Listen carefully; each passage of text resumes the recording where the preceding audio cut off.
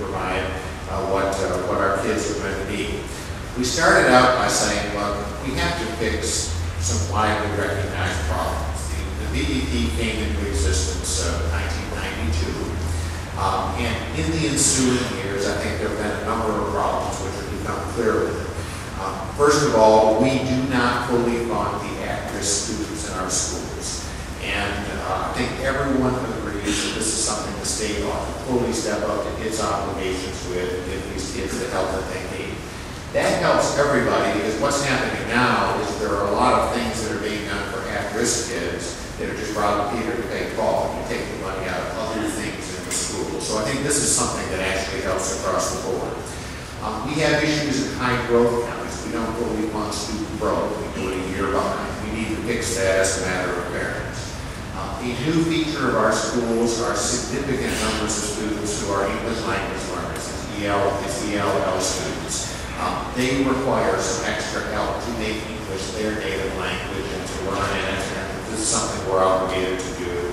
And last of all, we need to continue working on teacher salaries. Ultimately, everything else is going to pass by the wayside if we don't attract and retain and give them the support that they need in the schools. You know, in the end, it's what's happening with those teachers close the door to the classroom or in there with the class. That is what education is all about. And we start out in that environment by making sure we can recruit and retain those teachers. We've gotten our average salaries up above the southeastern average now. There are still ways to go. There are places right like Hamilton County here that are adjacent to another state, Georgia, which is well above the southeastern average. It presents challenges in these communities, and that's something which is important to do. The reason we're going to make these changes, and this is going to happen, what we're going to do is we're going to go ahead and make the changes to the BEP. And with the 40-cent cigarette tax, with some of the extra money we have that we're putting in this, that we are able to put in this year, we're going to get about halfway home in making those changes. The total price tag of these changes is about $500 million annually.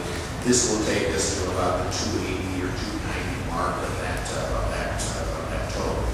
And I think that is important. It's got to be done with that cigarette tax. It's got to be done with some of this additional money.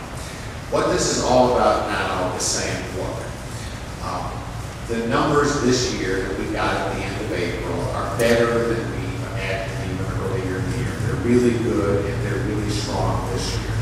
So of course when that happens, the temptation is to sort of take the money and everyone goes off and it flies everywhere. All I'm